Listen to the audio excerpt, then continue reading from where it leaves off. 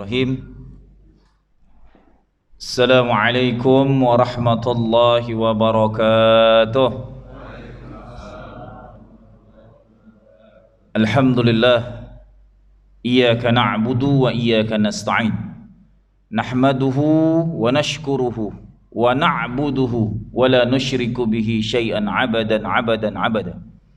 Asyhadu an la ilaha illallah wahdahu la syarika lah. Wa asyhadu anna Muhammadan abduhu wa rasuluh la nabiyya ba'da.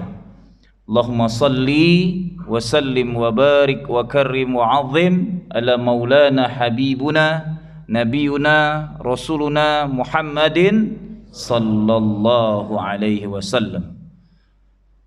Rabbi shrah li sadri wa yassir li amri wahlul 'uqdatam min lisani yafqahu qawli amma ba'd. Para sesepuh, alim ulama, para kiai, para tokoh masyarakat, para tetua, khususnya bapak-bapak yang umurnya di atas kita, semoga selalu dimuliakan. Di sini mungkin ada ketua RW, Pak RT, ketua masjid. Semoga setiap jabatan ini menjadi syafaat kelak di yaumil mahsyar. Amin ya rabbal alamin. Saya mengajak diri saya dan kita semua yang hadir untuk selalu tahaddus bi ni'matillah. Selalu membicarakan nikmat Allah. Wa in tahussu ni'matallah la tuhsuha. Kalau kamu pengen ngitung-ngitung nikmat Allah, tidak akan pernah sanggup ngitungnya. Di ayat lain nanti terjemahannya Allah katakan, sekiranya air lautan dijadikan tinta untuk menghitung nikmat Allah sampai lautan itu kering pun tidak akan pernah cukup menghitung nikmatnya. Ini menunjukkan, saya mengingatkan diri saya, kita semua, terkadang keluhan kita lebih banyak daripada kesadaran diri kita tentang nikmat yang Allah berikan lebih banyak. Karena yang menggarisbawahinya Quran langsung. Jadi kalau kita mau ngitung nikmat Allah nggak akan pernah sanggup ngitungnya. Tapi kalau dengan nikmat kita lupa, kurangnya nuntut terus, minta terus gitu. Syukurnya nggak detil. Alhamdulillah diberi sehat, alhamdulillah diberi umur, alhamdulillah diberikan bisa sholat berjamaah. Coba didetilkan semua. Makin detil syukur kita, itulah janji Allah, la in syakartum la azidannakum. Kedetilan syukurlah baru di nikmat itu ditambahkan. Semua disyukurin, alhamdulillah punya anak 3, mudah-mudahan nanti ditambah lagi, amin. Masalah umur dah tua Ustaz, dia bilang. Nabi Allah Zakaria 70 tahun lebih masih dapat punya anak gitu. Allah alam bissawab. Ala kulli hal adalah syukur kita itulah yang membuktikan keimanan kita, kenikmatan kita bersama Allah Subhanahu wa taala. Salawat dan salam kepada junjungan termulia, makhluk terindah, terbaik, dan selalu dipuji oleh Allah, para malaikatnya, dan orang-orang beriman akan selalu memujinya, baginda Muhammad Rasulullah sallallahu alaihi wasallam. Jamaah yang rahmati Allah, di kesempatan ini kita akan mengkaji kembali tentang indahnya sirah, luar biasanya sirah. Saya pengen mengungkapkan beberapa ayatnya, yang diawali dengan surat At-Taubah ayat 24. Ayat ini masyhur dan sudah banyak kita kenal. A'udzubillahi minasyaitonirrajim. Bismillahirrahmanirrahim. Qul in kana aba'ukum wa abna'ukum wa ikhwanukum wa azwajukum wa ashiratukum wa amwalun iqtaraftumuha wa tijaratan takhshawna kasadaha wa masakinan taradawnaha ahabba ilaikum minallah wa rasulihi wa jihadin fi sabilihi fatarabbasu hatta ya'tiyallah bi amri wallahu la yahdil qaumal fasiqin, yang artinya insyaallah, kul in kana aba'ukum, katakan kalaulah orang-orang tua kalian, wa abna'ukum, anak-anak kalian, wa ikhwanukum, saudara-saudara kalian, wa azwajukum, istri-istri kalian, wa ashiratukum, keluarga besar kalian, wa amwalun iqtaraftumuha, harta yang kamu usahakan dengan jerih payah kamu, wa tijaratan takhshawna kasadaha, perdagangan yang kamu usahakan dengan totalitas sampai takut rugi sedikit pun, wa masakinan taradawnaha, dan rumah-rumah tinggal kamu yang sangat kamu lebih cintai, ahabba ilaikum minallah wa rasulin wa jihadin fi sabilillah, lebih kamu cintai daripada Allah, Rasul, dan jihad di jalan Allah. Fatarabbasu hatta ya'ti Allah bi amr. Ini peringatan yang bawahnya yang paling ngeri nih. Fatarabbasu hatta ya'ti Allah bi amr. Maka tunggulah saatnya Allah memberikan perhitungan. Perhitungan itu bisa azab, bisa penderitaan, bisa kesengsaraan, bisa musibah. Nauzubillah min dzalik. Fatarabbasu hatta ya'ti Allah bi amr. Wallahu la yahdil qaumal fasiqin. Allah tidak akan memberi hidayah kepada kaum yang berbuat kerusakan. Jadi kalau nanti Allah ingat, zaharal fasad fil barri wal bahri bima kasabat aydin nas.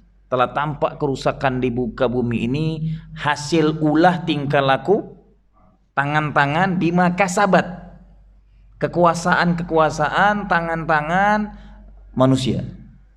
Maka di sini orang-orang fasik selalu buat kerusakan. Semoga kita berlindung kepada Allah dari kefasikan. Nauzubillah min dzalik. Amin ya rabbal alamin. Taib, ini pertama masdar ilahinya yang harus kita ingat. Cinta kepada Allah, Rasul, dan jihad itu lebih utama dari dunia dan seisinya. Antum cinta dengan istri berlebihan, gak ada istri cariin mulu, berarti belum cinta kepada Allah dan Rasulnya. Kalau hati antum masih bergetar ketika istri kita gak ada, bahkan jadi pikiran ketika dia sakit, anak-anak kita sakit, tapi otak kita gak pernah jadi pikiran ketika Allah gak ada di otak kita, Rasulullah gak jadi pikiran utama kita. Ingat, ayat ini mengingatkan orang tua, anak, saudara, kakak, adik, keluarga, malah kadang-kadang dengan saudara bermusuh gitu. Nauzubillah. Semoga yang bermusuh dengan saudaranya cepat didamaikan oleh Allah Subhanahu wa taala. Kadang-kadang gara-gara sepele, urusan harta, urusan utang piutang, nauzubillah min dzalik. Segera kalau ada saudaranya yang punya hutang, lunaskan, bebaskan dia. Karena saudaramu adalah tempat infakmu. Jangan perhitungan dengan adik kakak. Ini kacau dunia ini gitu. Lebih baik bermusuh daripada berkeluarga. Padahal nanti dia akan butuh dengan keluarganya. Nauzubillah min dzalik. Saya banyak menemukan konsultasi ngobrol dengan adik kakak, cuman utang kadang-kadang 2 juta dihitung-hitung. Kadang-kadang infak dia tiap subuh dia nggak pernah hitung lebih dari itu semua. Kemana-mana infaknya gitu. Tapi dengan adik kakak pelitnya, nauzubillah min dzalik. Semoga ini menyadarkan kita semua. Keributan-keributan kecil dengan keluarga, setiap harta yang kita keluarkan untuk keluarga itu infak sodako, hatta dengan anak, istri. Makanya seorang suami keluar rumah mencari nafkah, ngelangkahkan kaki pertama saja, dosanya dihapuskan Allah. Meninggal dalam keadaan nyari nafkah itu jihad. Allahu Akbar. Maka jangan dianggap sepele nyari nafkah itu. Luar biasa hebatnya. Yang dijanjikan oleh baginda Rasulullah sallallahu alaihi wasallam. Nah, ini terkait dengan cinta kepada Allah ini, Rasulnya, dan jihad fisabilillah. Garis bawahnya detil banget, spesifik ayat ini.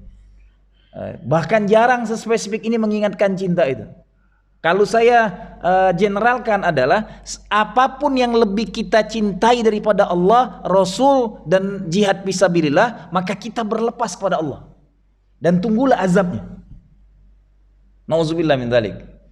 Hakikat cinta itu sebagaimana orang pacaran, disebut-sebut namanya, dirindukan namanya, ketika tidak ada sangat dicari-cari.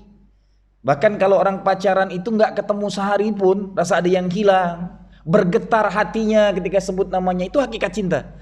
Maka cinta itu yang harus muncul kepada Allah dan Rasulnya, itu yang utama. Bergetar, rindu. Nanti di surat Al-Anfal disebutkan, innamal mu'minuna alladzina idza dzukirallah wajilat qulubuhum, wajilat, hatinya langsung bergetar. Itulah cinta. Innamal mu'min, tapi hanya orang beriman dikasih. Apabila asma Allah disebutkan, hatinya bergetar. Sudah sampai situkah kita? Kalau belum, mari muhasabah.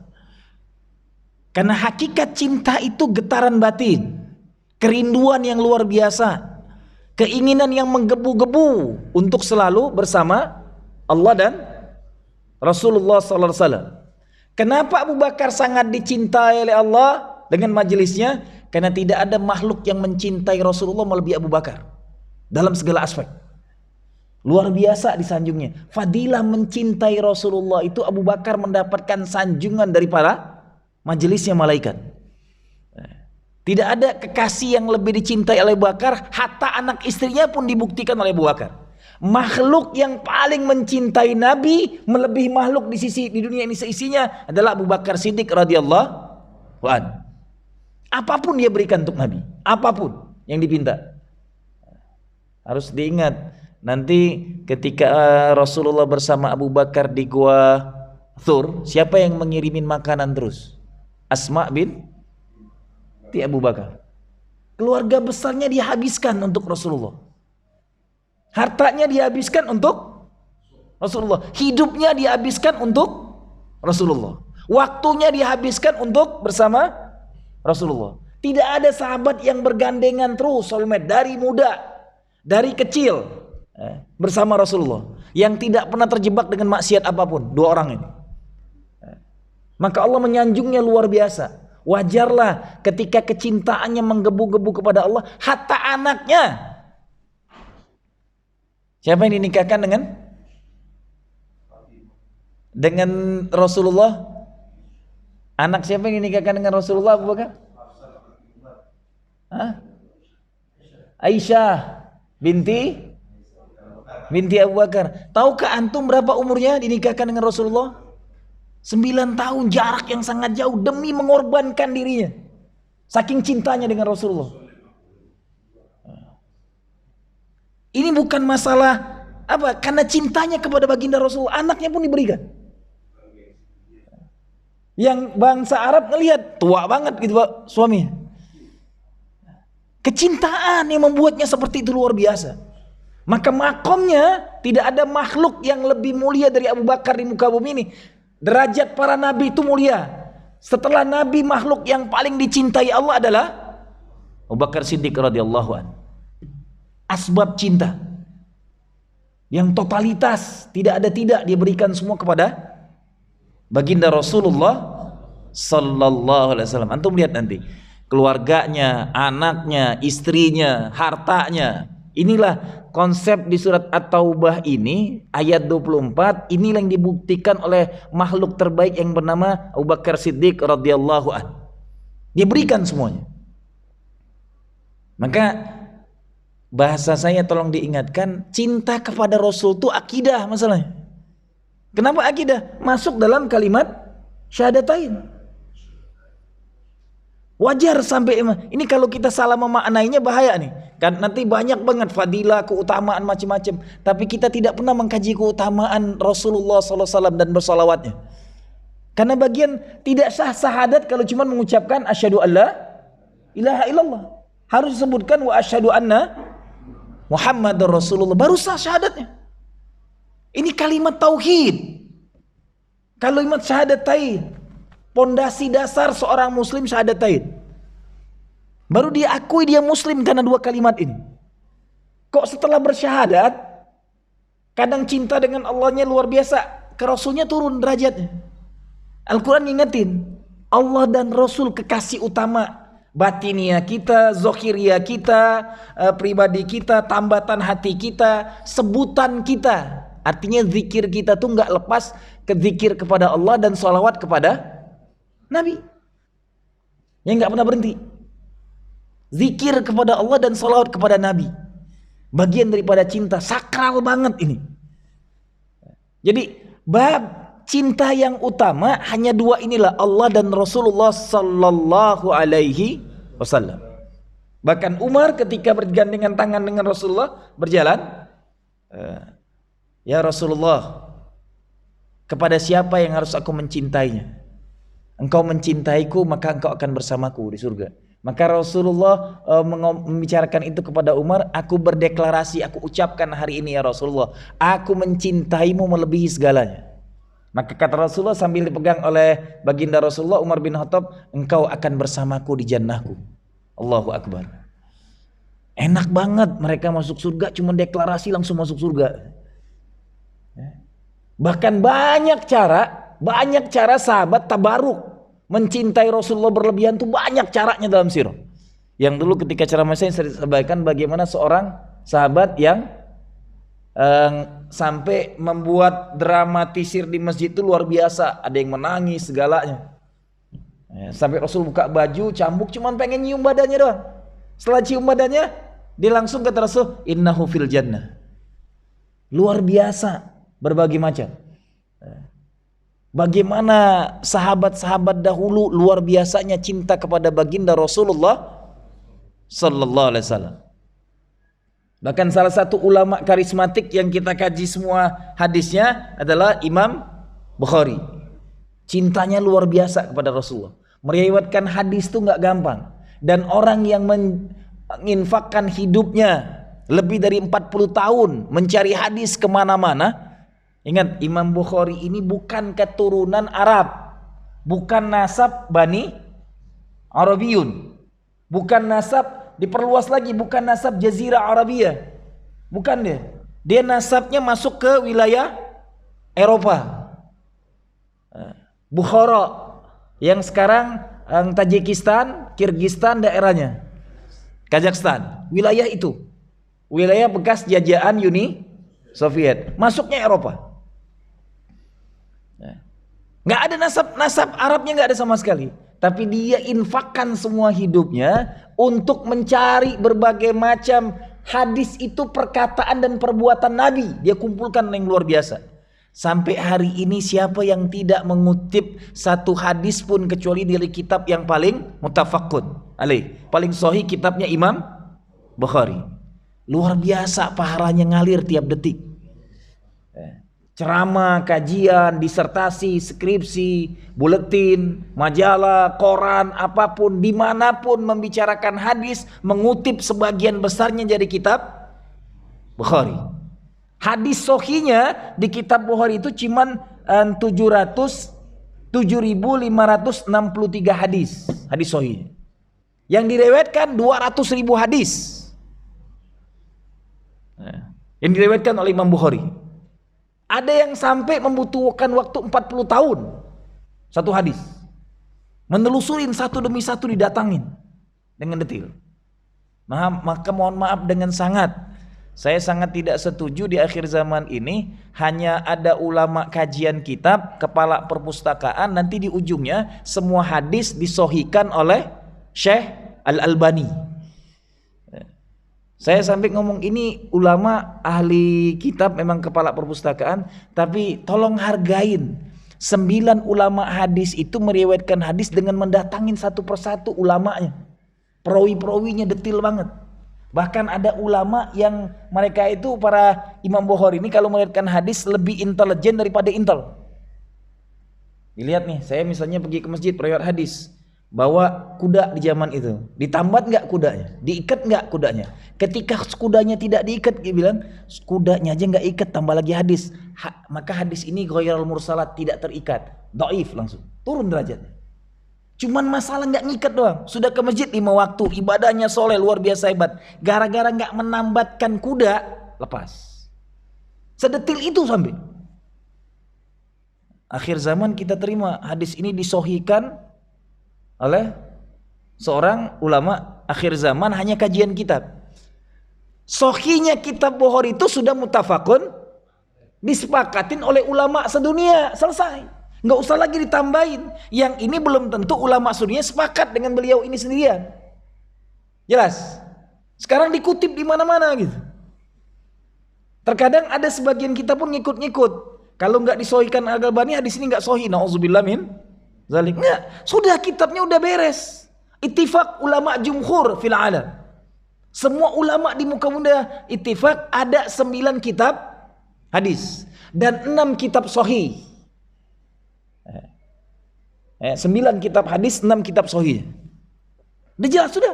ittifaq di sana. Nggak usah lagi diperlebar kemana-mana, karena kajian mereka ini mengumpulkannya sangat tadi diperas, hanya tinggal 7.563 hadis dari 200 ribuan yang diriwayatkan oleh Syekhul Islam, Syekhul Hadis, Imamun Al-Bukhari, yang luar biasa hidupnya dikorbankan untuk kecintaan kepada baginda Rasulullah. Berkahnya didapatin hari ini. Tidak ada amal jariah yang lebih hebat daripada Imam Bukhari. Luar biasa. Terus ngalir. Setiap kita mengungkapkan hadis an Imam Bukhari, dapat pahala terus.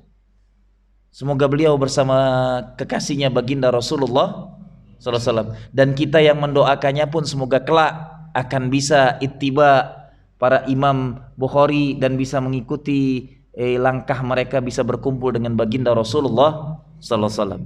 Ini ayat pertama yang mengingatkan kecintaan total kepada Allah dan Rasulnya. Di surat Al-Imran ayat 31. Kalau antum yang bawa HP atau mau megang Quran, tafadhol dibuka. Ini pun demikian detailnya. Kul in kuntum tuhibbunallah fattabi'uni yuhibbukumullah. Hasilnya wa yaghfir lakum dzunubakum wallahu ghafurur rahim. Ayat pertama tadi tentang syadidul hub, dahsyatnya mencintai Allah dan Rasul. Lupakan anak, istri dan keluarga besar dan dunia seisinya. Tidak ada yang lebih dicintai kecuali Allah dan Rasul dan jihad. Di ayat ini mendetilkan kul in kuntum tuhibbunallah, turun derajatnya. Katakan kalau kamu mencintai Allah, fattabi'uni, ikuti aku. Garis bawahnya aku itu baginda Muhammad Rasulullah SAW. Kalau orang Sunda tuh kanjeng Nabi bahasanya gitu, untuk memuliakannya. Ikuti kanjeng Nabi, selesai urusannya. Kul in kuntum tuhibbunallah fattabi'uni, ikutilah aku. Yuhibbukumullah, kalau kamu ngikuti aku, kata Rasulullah, pasti Allah mencintaimu. Bahasanya kalau sudah ngikutin Rasul, pasti Allah mencintai kita. Hasil mencintai Allah, hasil mencintai Rasulullah, ittiba dengan Rasulullah, pasti dicintai Allah. Hasil dari cinta kita ini, wa yaghfir lakum dzunubakum. Yang pertama, semua dosa kita dihapuskan Allah Subhanahu wa taala. Wajarlah Abu Bakar makom terbaik, karena fattabi'uni, diikutin semua tingkah Rasulullah. Nanti ada seorang sahabat napak tilas Rasul yang menuntaskan semuanya. Tidak ada satupun kehidupan Rasul yang tidak diulangnya kembali. Anak dari Umar bin Khattab yang terkenal dengan namanya Ibnu Umar, nama aslinya Abdullah bin Umar. Tidak ada waktunya dalam hidupnya setiap hari kecuali napak tilas semua tingkah Rasulullah. Bahkan ketika kuda Rasulullah berputar sumpah sampai meringkik, dia lakukan juga. Walaupun cuma meringkiknya nggak ada maksud apa-apa, dia lakukan sama seperti yang dilakukan baginda Rasulullah. Karena semua tingkah Rasul dia napak tilas. Bahkan untuk khalifah ketiga, dia termasuk nominasi yang paling besar untuk ditunjuk jadi khalifah. Luar biasanya asbab jadi ikutin sunnah Rasulullah, totalitas dia ikutin semua, nggak ada yang tuntas, nggak ada yang terlewatkan. Apapun yang diamalkan Rasul, kecuali Rasul masuk rumahnya. Itulah Ibnu Umar, ittiba benar-benar totalitas, dan termasuk perawi hadis. Dia salah 5 sahabat yang terkenal perawi hadis, salah satunya Ibnu Umar. An Ibnu Umar pasti Abdullah bin Umar. 5 perawi hadis tertinggi, salah satunya penapak tilas semua amal, semua tingkah, semua perbuatan baginda Nabi Muhammad Rasulullah langsung diikutin. Maka Allah muliakan sampai jabatan dulu, tapi dia nggak mau.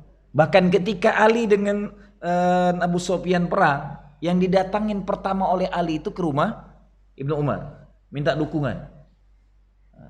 Dan dia mengatakan luar biasa karena pemahaman hadisnya hebat banget. Ketika didatangin karena keributan 2 orang ini dengan jabatan, aku berbaiat kepadamu sebagai khalifah dan aku taat kepadamu sebagai khalifah dan engkau penerus baginda Rasulullah. Tapi aku tidak taat ketika engkau berperang dengan saudaramu sendiri dan aku tidak akan ikut sana sini. Aku berlepas kepada peperangan saudara muslim. Tapi hari ini kau perintahkan aku berjihad kemanapun aku pergi. Tapi untuk berperang dengan saudara, maka aku tidak mentaatinya. Luar biasa ilmunya. Maka Khalifah Ali ikhtiram banget dengan pemahaman yang luar biasa dari seorang perawi hadis yang nampak tilas Rasul. Ini ilmu yang luar biasa. Artinya ketaatan dengan khalifah dilakukan. Tapi nanti Muawiyah datang kepadanya, engkau bukan khalifahku dan engkau belum menjadi khalifah umat Islam, maka aku tidak akan berbaiat kepadamu untuk berperang dengan saudaraku yang khalifah, dan aku tidak akan mengikuti semua tingkahmu. Ini keluasan ilmu yang luar biasa di seorang anak sahabat Nabi yang ittiba, nampak tilasin tingkah laku baginda Rasulullah sallallahu alaihi wasallam. Jadi hakikat cintanya, mereka memahami kedetilan-kedetilan cinta kepada baginda Rasulullah sallallahu alaihi wasallam. Hasilnya yuhibbukumullah, pasti dicintai Allah. Garis bawahnya luar biasa di Ali Imran ini. Pasti dicintai Allah. Yuhibbukumullah. Kalau kita mencintai Allah, caranya ittiba Rasul.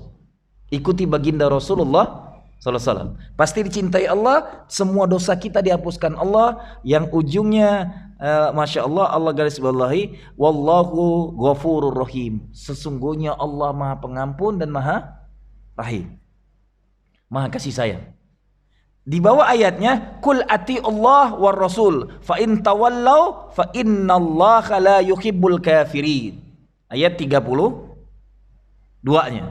Kul ati Allah war rasul, katakan taatlah kepada Allah dan Rasulnya. Hanya dipinta ketaatan kepada Allah dan Rasulnya. Fa in tawallau fa innallaha la yuhibbul kafirin. Kalau kamu berpaling, maka Allah mengatakan fa in tawalla fa innallaha, sesungguhnya Allah la yuhibbul kafirin, sangat membenci kekafiran. Kalau kamu berpaling, artinya kalau berpaling ya kafir. Bahasanya secara harfiah, walaupun dia muslim, tingkah lakunya berpaling kepada cinta, taat kepada Allah dan Rasul, maka tingkah lakunya adalah kafir. Ketika berpaling tidak mencintai Allah dan Rasulnya, maka tingkahnya kafir. Nauzubillah, muslim yang mencaci maki Rasul. Nauzubillah min dzalik. Makanya wajar antum lihat nanti. Jadi ini masalah akidah, hati-hati. Ketika Rasulullah dicaci kita cuek saja, itu belum punya cinta. Bagaimana anak 18 tahun di Pakistan, ketika ada seorang hakim mencaci maki Rasulullah, dia bunuh. Dan bangga dia membunuh. Di sidang dia hukum mati. Jutaan manusia Pakistan mengantarkannya. Karena cinta kepada Allah dan Rasulnya luar biasa hasilnya. Bagaimana anak 17 tahun atau 16 tahun di Perancis, ya kan? Ketika ada pencaci maki Rasul di terdepan. Ini akidah masalahnya. Jadi kalau ada orang mencaci maki Muhammad terdepan, kita benci, sangat luar biasa. Itu cinta. Jangan ketika keluarga kita dicaci maki bela habis-habisan. Nabinya dicaci maki cuek aja. Padahal dia ahli masjid gitu. Salat 5 waktu di masjid. Dia nggak ngerti dasarnya cinta kepada Rasulullah SAW. Mohon maaf, kalau kita kaji kembali, hanya 2 nama yang disebut dalam Al-Quran, yang kita sebutkan, mohon maaf, bukan dalam Al-Quran, yang kita sebutkan dalam sholat, nama manusia biasa hanya 2. Yang satu 2 kali kita sebut tahiyat awal dan tahiyat akhir, yang satunya hanya di tahiyat akhir saja. Hanya Nabi Allah Muhammad Rasulullah dan Nabi Allah Ibrahim Khalilullah, hanya itu aja. Halo, ini nama manusia biasa, tapi dalam sholat kita menyebut namanya selalu berulang-ulang. Ketika setelah asyhadu alla ilaha illallah, nyebut wa asyhadu anna Muhammad Rasul. Habis itu sholawatan ala Nabi. Luar biasa ini makhluknya gitu. Bukti bahwasanya Nabi memang wajib dicintai totalitas. Sholat saja ada namanya yang disebut. Dan tidak ada nama lain. Kecuali hanya 2 makhluk ini. Karena dia masuk dalam salawat yang diajarkan langsung oleh Allah. Salawat panjang itu, barang siapa di pagi hari membaca 10 kali salawat dan di sore hari membaca 10 kali salawat panjang ini, maka dia akan bersamaku di surga, kata baginda Rasulullah. Tolong istiqomahkan salawat pagi sorenya dalam zikir-zikir kita yang di pagi dan sore hari. Hadis sahih. Barang siapa bersolawat kepadaku 10 kali di pagi hari dan bersolawat kepadaku 10 kali di petang hari, di sore hari, maka dia akan mendapatkan syafaatku bersamaku di jannahku. Allahu Akbar. Semoga kita istiqomah mengucapkan Allahumma salli ala Sayyidina Muhammad wa ala ali Sayyidina Muhammad kama sallaita ala Sayyidina Ibrahim wa ala ali Sayyidina Ibrahim wa barik ala Sayyidina Muhammad wa ala ali Sayyidina Muhammad kama barakta ala Sayyidina Ibrahim wa ala ali Sayyidina Ibrahim fil alamina innaka Hamidum Majid. 10 kali pagi, 10 kali sore hari. Bersiap-siap menikmati syafaat Rasulullah sallallahu alaihi wasallam. Dawamkan. Karena ini hadisnya sahih. Jangan tinggalkan waktu pagi dan sore kita terbuang sebelum mengucapkan salawat pagi 10 kali, salawat sore 10 kali. Jangan tinggalkan. Ini bukti cinta. Spesifik sudah diajarkan. Bukti mencintai Rasulullah itu yang harus dilakukan. Nah, tekanan yang lebih luar biasa lagi nanti di surat Al-Ahzab ayat 6. An-Nabi aula bil mu'minina min anfusihim wa azwajuhu ummahatuhum. Surat Al-Ahzab ayat 6. Nah, ini lebih menekankan lagi. An-Nabi aula bil mu'minina min anfusihim. Nabi itu lebih utama bagi orang-orang beriman daripada dirinya. Afwan. Tadi bapak, anak-anak, saudara, istri, harta, perdagangan, rumah yang kita punyain, itu orang lain semua. Ya. Itu masih orang kedua dalam diri kita. Sekarang yang ketiga ini yang dipinta setelah taat kepada Allah dan Rasulnya langsung dicintai Allah yuhibbukumullah. Di ayat ini tegasnya langsung pribadi kita yang harus menggadaikan diri kepada Allah dan Rasulnya, menggadaikan diri kepada baginda Rasulullah. An-Nabi aula bil mu'minin min anfusihim. Allahu Akbar. Nabi lebih utama dari dirimu bagi orang yang beriman.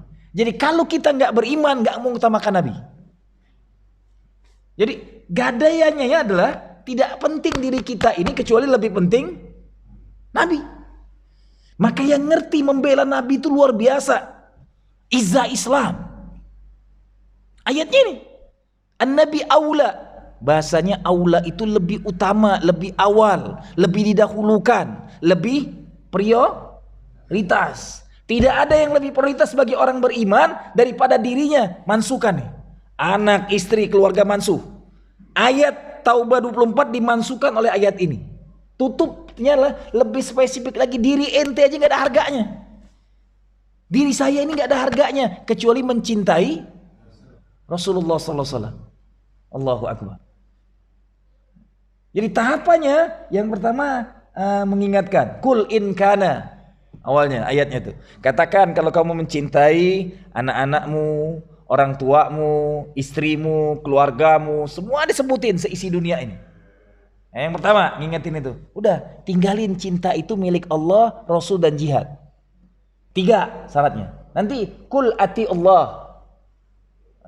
Dia aja katakan taatlah kepada Allah. Yuhibbukumullah wa yaghfir lakum. Maka taati aku. Taati aku, maka Allah akan mencintaimu. Dan semua dosa kita dihapuskan Allah. Di ayat ini spesifik lagi surat Al-Ahzab ayat 6. An-Nabi aula bil mu'minin min anfusim. Resapi, pahami, dalami, renungin. Sampai pulang ke rumah ternyata tidak ada yang lebih mulia dari diri kita kecuali baginda Rasulullah SAW. Ente sesibuk apapun ngejar dunia ini, Nabi lebih harus wajib kita cintai. Daripada jabatan, kedudukan, pangkat, diri kita sendiri yang kadang-kadang lebih kita cintai, tidaklah lebih mulia kecuali mencintai baginda Rasulullah sallallahu alaihi wasallam. Allahumma shalli ala sayyidina Muhammad wa ala ali sayyidina Muhammad. Ini garis bawah. Baru yang kedua diingatkan di sini untuk ibu-ibu. Jadi ibu-ibu nggak harus mencintai nabinya. Yang wajib mencintai nabi totalitas adalah para laki-laki. Baru di sini garis bawahi wa azwajuhu ummahatuhum. Istri-istri nabi itu adalah ibu-ibu kalian. Wa azwajuhu, istri-istri nabi ummahatukum. Maka ini menggarisbawahi semua istri nabi tidak boleh dinikahin oleh siapapun. Karena langsung diangkat menjadi ibunya para wanita mukminin. Ummahatul mukminin, ibunya para wanita beriman pada istri nabi. Maka contoh bagi para istri kita adalah istri-istri nabi. Mengapa istri Rasulullah itu totalnya, kalau dalam Safiur Rahman Al-Mubarakpuri totalnya 13. Yang hidup sekali duduk dengan Rasulullah 9. Sekali duduk dengan Rasulullah. Maka nanti 13 itu semuanya dari termasuk nanti yang ada yang dicerai dan sebagainya. Walaupun bukan dicerai asli. Maka saya ketika mengkaji Nabi ini, Masya Allah, makhluk yang paling hebat ujiannya tidak ada lain dan kita tidak akan sambut. Makhluk yang paling berat ujiannya di muka bumi melebihi Nabi yang lain, baginda Rasulullah SAW. Jangan ngerasa hebat dengan ujian kita berat banget. Enggak ada yang lebih berat dari baginda Rasulullah. Bayangin, biar kita makin ma'ruf. Siapa makhluk yang punya anak dari kecil diambilin semua, kecuali cuma satu hidup melebihi umur Rasulullah, hanya Fatimah dari 7 anaknya. Hanya Fatimah Zahra yang hidupnya 6 bulan di atas umur Rasulullah. Berarti umurnya pun gak sampai tua banget anak-anak Rasul. Semua anak laki-lakinya yang 3 diambil masih balita. Paling tinggi Ibrahim umur 6 tahun. Halo, anak laki-laki itu bagi bangsa Arab kebanggaan. Umar saja berani ngubur hidup-hidup anak wanita karena izah laki-laki. Diambil oleh Allah semua anak laki-lakinya di waktu balita. Nggak ada yang sampai besar, nggak ada yang sampai baligh. Ujian bagi Rasul itu luar biasa beratnya. Punya 7 anak, 6 meninggal sebelum Rasulullah meninggal. Makanya nanti Utsman bin Affan dapat Zulzaid, dua istri dari anak Rasulullah SAW. Maka diberi gelar yang luar biasa. Karena meninggal yang pertama, dikasih yang kedua. Ruqayyah dengan Ummi Kalsum diambil Utsman bin Affan. Dan meninggal dua-duanya sebelum Rasul meninggal. Nggak ada yang sampai tua. Ujian berat anak-anak Rasul diambil oleh Allah di waktu muda semuanya. Siapa yang kuat? Kita ketika diuji dengan anak meninggal satu aja teng-teingan, teng-tulungan gitu. Wah, stresnya ada yang sampai mungkin nggak kuat lagi iman dan sebagainya. Ini 6 dari 7 diambil sebelum Rasul meninggal. Nanti ketika Fatimah dibisikkan lagi, setelah aku meninggal engkau akan menyusulku. Apa nggak bahagia Fatimah? Dari anak. Ujian lebih berat lagi, saya sampai memikirkannya, ya Allah, kalau ini ke aku mungkin gak akan sanggup menderitakannya. Antum bayangin, salah satu istri Rasulullah setelah tinggal di Madinah itu adalah anak dari anak angkatnya. Halo, bangsa Arab anak angkat itu nasabnya langsung ke bapak angkat. Zaid bin Muhammad, gak lagi Harisah. Setelah diangkat oleh Rasulullah di Mekah menjadi anak Rasulullah, dari perkampungan diambil, bapaknya datang, kau pilih mau ke orang tuamu atau ke diriku. Sang anak angkat ini milih Muhammad Rasulullah, tahu visioner banget dia. Maka Rasulullah ketika di Mekah deklarasi, Zaid bin Muhammad, saksikan, Zaid adalah anak Muhammad. Tapi nanti Allah menghancurkan nasab anak angkat ini hanya untuk tradisi Arab dihancurkan Rasulullah harus jadi pelakunya. Yang antum tahu, Zaid nikah dengan Zainab itu yang mencarikan istri Rasulullah.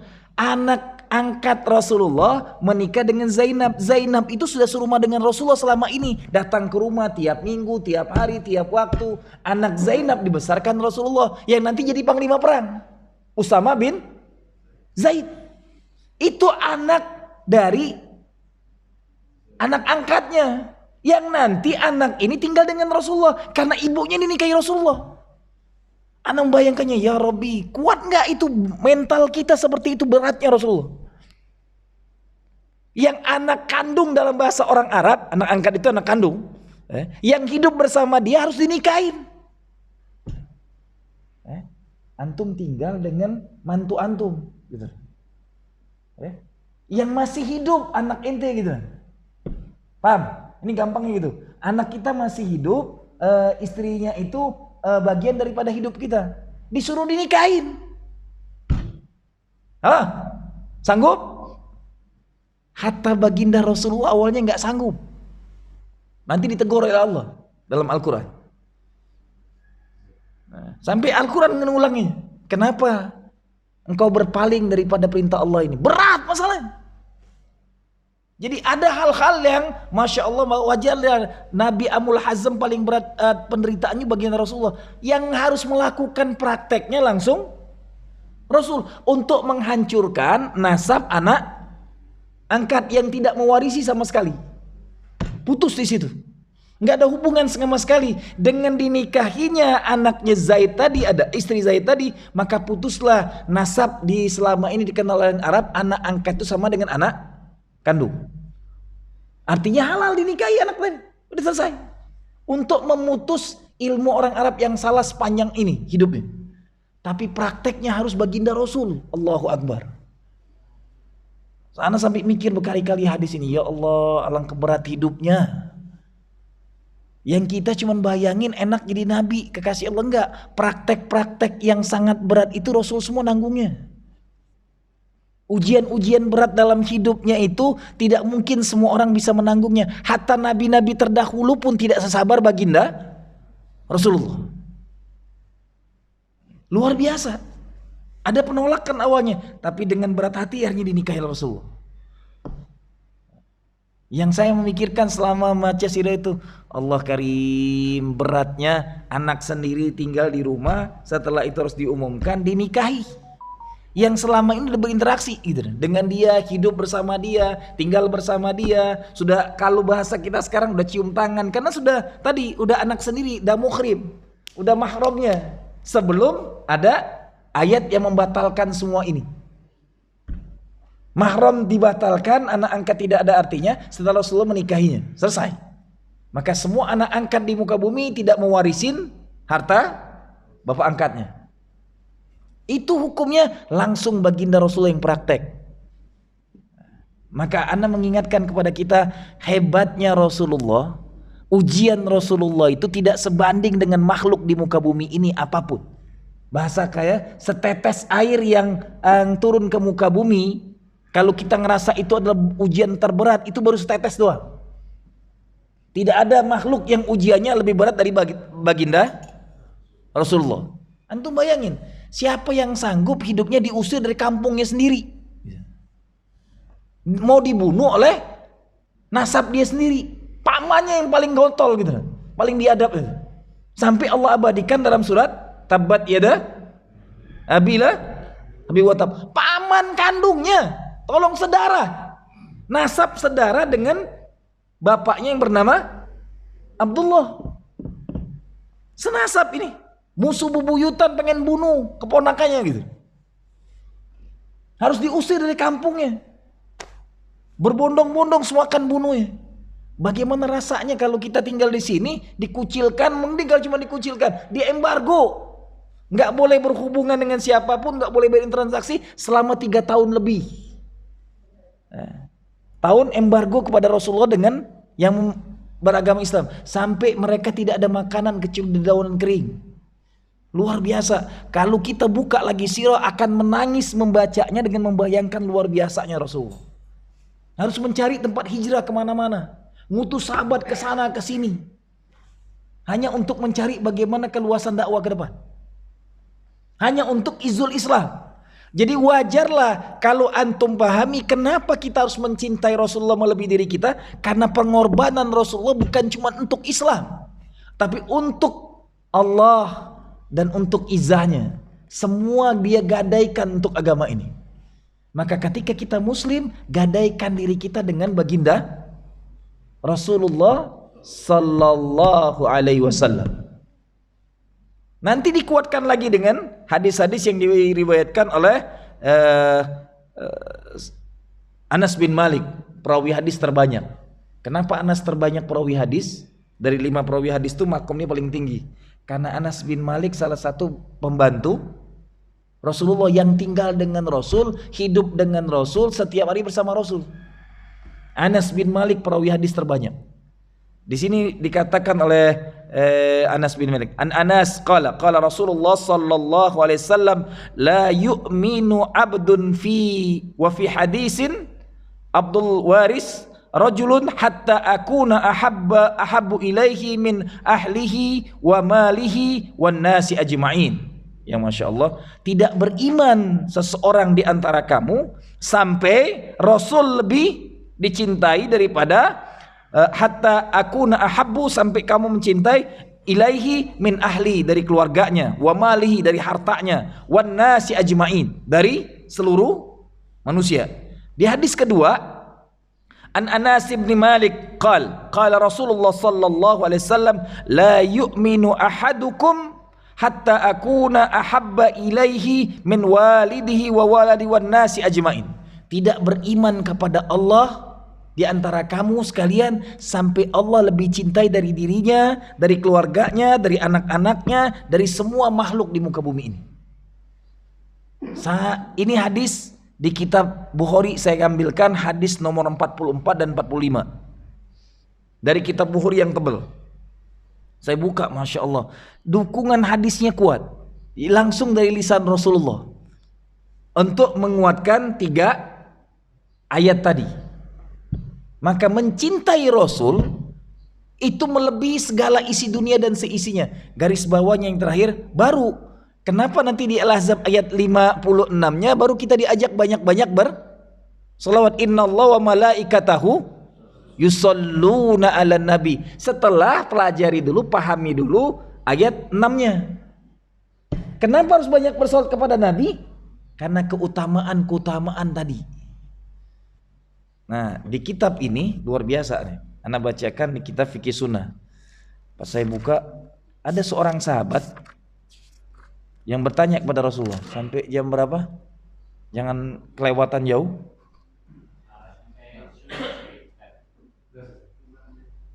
Udah masuk belum suruk?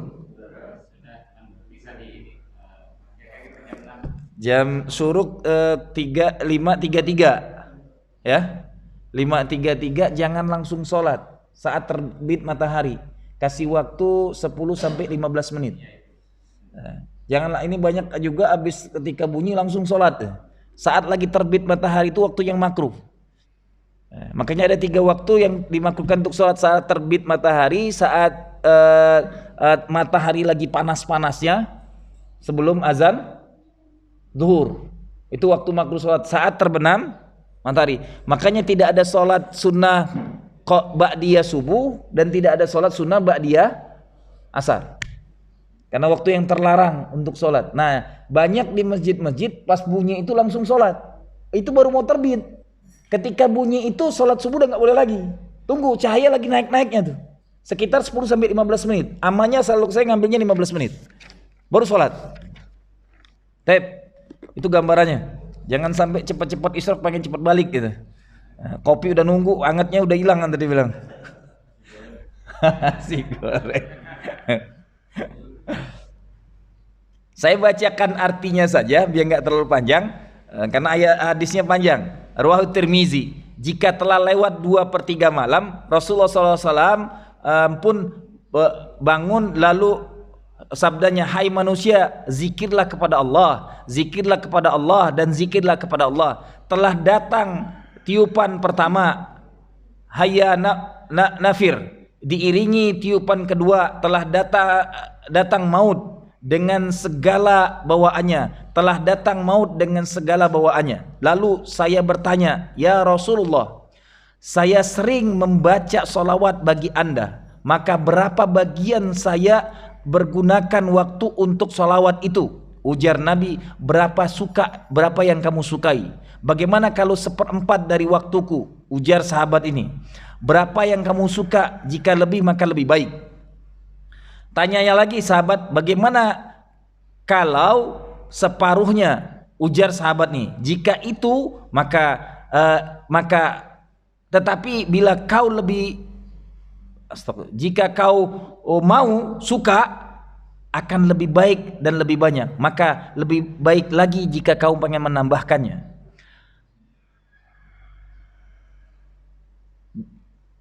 Jika kamu tambahkan adalah lebih baik lagi.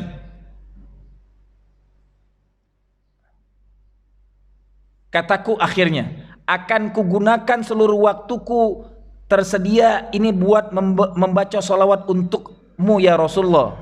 Kalau demikian, ujar Nabi SAW, itu akan dapat menghilangkan kesusahanmu dan di dosa-dosamu akan diampuni Allah Subhanahu wa taala. Jadi hadis ini riwayat Imam Tirmizi, ada di Fikih Sunnah. Said Sabiq mengatakan, seluruh waktu kita dibuat zikir untuk menyebut nama Nabi pun tidak ada zikir lain boleh. Bahkan fadilahnya Allah hapuskan semua kesusahan hidup kita dan semua dosa kita dihapuskan Allah Subhanahu wa taala. Karena menyebut nama Nabi sama dengan berzikir kepada Allah Subhanahu wa taala. Dari 1/4 waktu hidupnya salawat. Kalau kamu pengen lebih banyak lagi silakan ditambah. Bagaimana separuh ya Rasulullah? Separuh, kalau kamu sanggup lebih silakan. Sahabat mengklaim, kalau seluruh hidupku untuk seharian itu salawat untuk Nabi semua, maka itu akan menghilangkan kesusahan hidupmu. Dan Allah hapuskan dosa-dosa kita. Hanya salawat saja membuktikan kecintaan kepada baginda Rasulullah sallallahu alaihi wasallam. Maka Bapak Ibu yang rahmati Allah, pahami, detilkan di otak kita, tidak ada makhluk yang lebih kita cintai dari diri kita, anak istri kita, apapun yang di dunia ini yang membuat kita tertambat, maka semua itu batil. Allah, Rasul, jihad. Diklaim di surat Al-Ahzab ayat 6 langsung, bagi orang beriman an-nabi aula bil mu'minin min anfusihim. Bagi orang beriman, Nabi itu lebih utama dari dirinya. Semoga kita bisa menjadi orang beriman itu, amin ya rabbal alamin, dan mencintai Nabi melebihi segalanya. Ini pembuka tentang kita memahami sirah Rasul. Karena ketika saya buka kitab Bukhari itu yang sangat tebal, ternyata bab adab itu luar biasa panjangnya. Nanti dari kitab Bukhari itu turunannya adalah Adabul Mufrad, karangan siapa? Imam Bukhari. Bukunya tebal, kalau terjemahannya sampai 1300 halaman, satu jilid yang tebal. Tentang adab semuanya lengkap. Adab masuk WC, adab rumah tangga, semua detil banget Islam ini. Mudah-mudahan kita akan kaji sedikit demi sedikit. Hari ini saya pengen membuka motivasi besarnya. Ini penting mengkaji sirah ini, memahami kedetilan. Tadi saya membukakan, antum bayangin di otak bagaimana ujian berat yang didapatkan Rasul. Tidak semua kita akan sanggup. Semoga ini menambah pembendaharaan kita bagaimana sahabat-sahabat terdahulu cintanya syadidal hub kepada baginda Rasulullah sallallahu alaihi wasallam. Karena mulianya Rasulullah, makanya nanti hari paling mulia pun yang wajib disebut namanya berulang-ulang hanya Nabi Muhammad Rasulullah. Termulia dalam seminggu. Bahkan dalam hadis-hadis sahih dikatakan lebih mulia dari Idul Fitri, Idul Adha, hari Jumat. Hari paling mulia itu hari Jumat. Maka nama yang disebut nama paling mulia di muka bumi, baginda Muhammad Rasulullah sallallahu alaihi wasallam. Silakan kalau ada yang mau didiskusikan, ada masukan. Saya yakin antum-antum semua orang-orang alim dan punya ilmu. Ada yang menambahkan, tafadhol. Yang saya sampaikan belum tentu sempurna, pasti banyak kurang. Yang sempurna hanya Allah dan baginda Rasulullah sallallahu alaihi wasallam.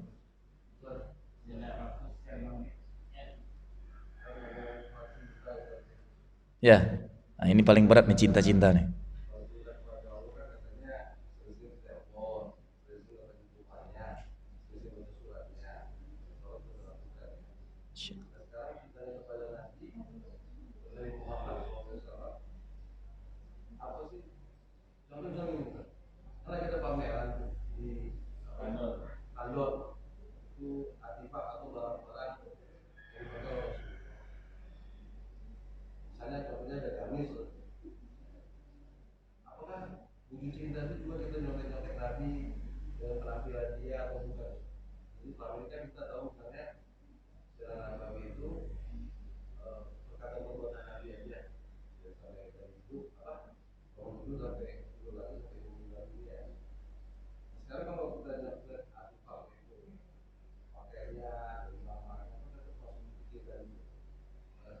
Ya, apapun yang dari Nabi itu bukti kecintaan kita.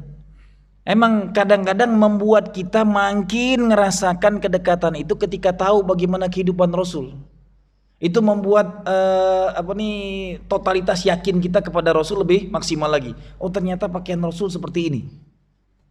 Yang sudah ke Turki, saya berulang-ulang ke Turki udah 6 kali.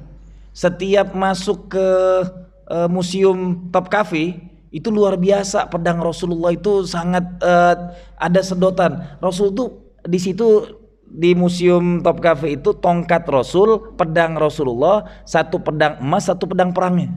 Indah banget pedangnya. Wajarlah dalam hadis katakan tidak ada pedang yang lebih mahal dari pedang Rasul, pedang emas, sarungnya emas semua. Matanya itu kalau orang yang gila cincin mungkin pengen diambil loh dia. Warna-warninya luar biasa. Nih, orang yang gila aki gitu. Oh, semua sarungnya itu dari berlapiskan emas, ada mata-mata akik semua yang bercahaya semua, berkilau. Bahkan dipoto pun nggak boleh. Ketika saya ngelihat itu rasanya masya Allah, pedang Nabi perang loh gitu. Makin semangat kita berislam. Maka saya menyarankan, ini ada banyak orang yang pergi umroh, pergi ibadah ke Madinah. Yang uniknya di Indonesia semangat banget ziarah kubur aulia. Ya, pergi ke sana, Wali Songo didatangin, kiai ini didatangin, kuburan aulia ini didatangin. Sampai di Madinah, ziarah kubur sekali datang sudah selesai. Halo, cinta Nabi, saya tiap 5 waktu. Sampai jamaah saya, Ustaz ngapain di sana? Aku nggak penting raudhah, aku penting sholawat kepada Nabi. Di sini belum tentu tiap hari, cuma 3 hari. Ingat, umroh 9 hari itu 3 di Madinah, 4 di Mekah. Kalau kita lakukan 5 waktu cuma 15 kali. Halo, ngapain mikirin oleh-oleh di sana? Habis sholat langsung, nggak antri kok seperti raudhah.